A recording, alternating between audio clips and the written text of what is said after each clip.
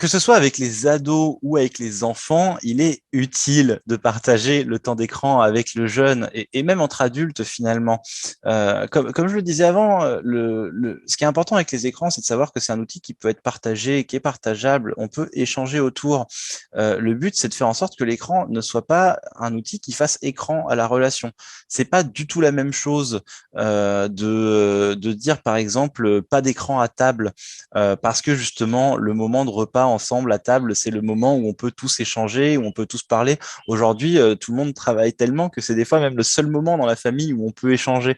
Donc si vous avez la télé allumée pendant que vous mangez et que la télé c'est la seule personne à parler finalement, là il y a une coupure en fait de la relation.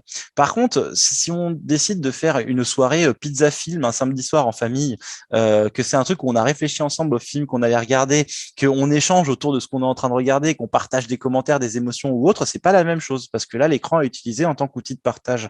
Donc, faut pas bien sûr faire ça tous les jours non plus, mais voilà, c'est quand même super plaisant de se faire des fois la soirée pizza film ou peu importe ce que vous mangez, peu importe ce que vous regardez. Et en fait, c'est ça, toute cette question, c'est l'écran ne doit pas être utilisé comme objet qui divise, qui sépare, qui clive, mais vraiment comme un outil partagé. Avec les petits, on regarde avec eux les dessins animés, on échange autour de ce qu'on en voit, on parle. Avec les ados, bien évidemment, on n'est pas tout le temps derrière eux à regarder ce qu'ils regardent, mais on leur laisse aussi cette possibilité de nous raconter quelles pratiques ils ont, nous raconter qu'est-ce qu'ils regardent, échanger avec nous, peut-être même nous faire découvrir ce à quoi ils jouent, ce qu'ils écoutent ou autre. Ça va pas forcément nous plaire parce que bien évidemment les goûts et les couleurs changent et nous-mêmes quand on était jeunes, nos parents ils aimaient pas forcément ce qu'on écoutait ou ce qu'on regardait. Mais en tout cas, c'est important de s'y intéresser pour éviter de creuser un gouffre encore plus grand entre les générations et de bien comprendre que c'est ce partage qui est essentiel pour éviter l'enfermement.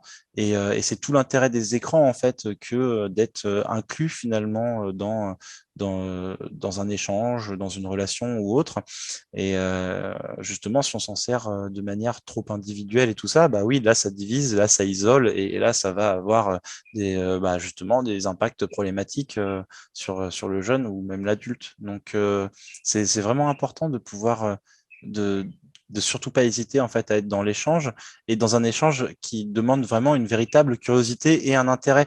Vous n'êtes pas obligé d'aimer ce que regarde l'ado. Bien évidemment, des fois, ils regardent des trucs débiles ou ils écoutent des musiques qu'on trouve nulles, mais on s'en fout en fait. Nos parents aussi, ils trouvaient que ce qu'on regardait c'était débile, que ce qu'on écoutait c'était nul.